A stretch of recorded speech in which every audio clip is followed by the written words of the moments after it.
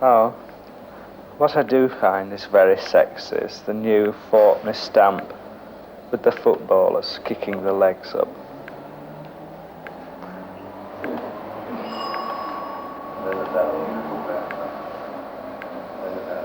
Right, what else? You can take them off for that. David, I think we can labour that point too much. What? Pardon? Yes, I think so.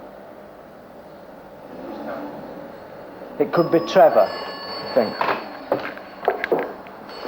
Wait, should I just answer?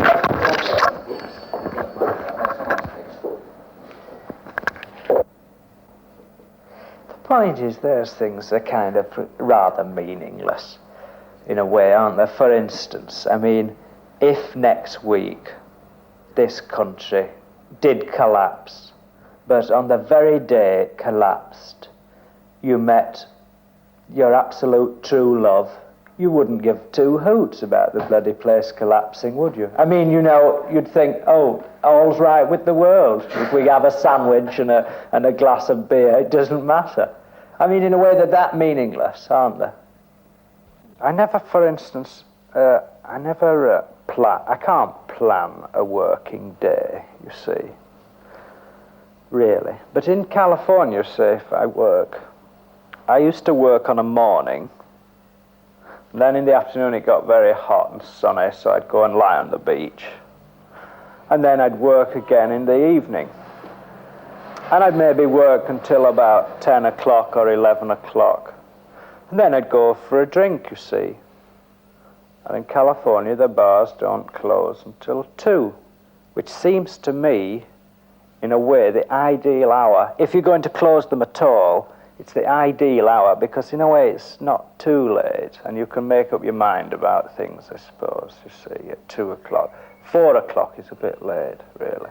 But anyway, you can do it. You know, work. I seem to work in the evening and do that. In London, you can't do this. Because if you want to go out for a drink, unless you go to those awful places that are my pet hates, really. What's that place called? I went once. It looks like a rhythm and blues Angus steakhouse. It's got tartan on the walls. But the bills seem to be, you know, it costs, each drink seems to cost about £1 or something. It's just ridiculous. I just object to paying £1 for one drink in a place like that anyway. It's not in fact, the chairs are so small, it's like an organised children's tea party. It's terrible. Because, I mean, in comparison with Bradford, I suppose it is a kind of swinging place, but I mean, in comparison with lots and lots of other cities, it seems to me, I mean, I think of London now sometimes like I used to think of Bradford. When I first came to London, I thought, oh, that's so much better than Bradford. Well, now when I go to America, I think of London like, oh, Bradford, it's so much better here. In some ways, it's much more democratic, you see, and that's why London, I don't think, will ever really be what you'd call a swinging place. You see, it's nightlife in London. You need too much money for it. And because of that, you can't go in any place and meet a plumber from Camberwell, whereas in New York, you could. I mean, you could go in a bar and meet the equivalent. Some plumber from Brooklyn could be sat at the next stool, and some other guy, you know, a movie maker from Hollywood could be sat on the next stool. I mean, that can happen. Here it just doesn't. The nightlife, which some people really think is terrific, I mean, obviously somebody's really sold the idea, haven't they? And as far as I can see, they must make a fortune.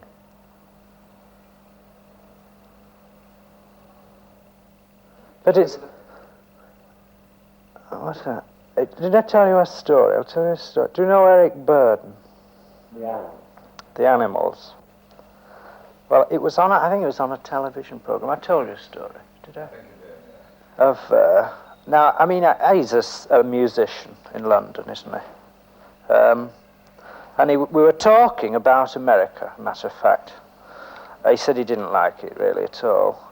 And he told me this story as a story against America. And he said he was in New York, and he was with a policeman, you see, a cop.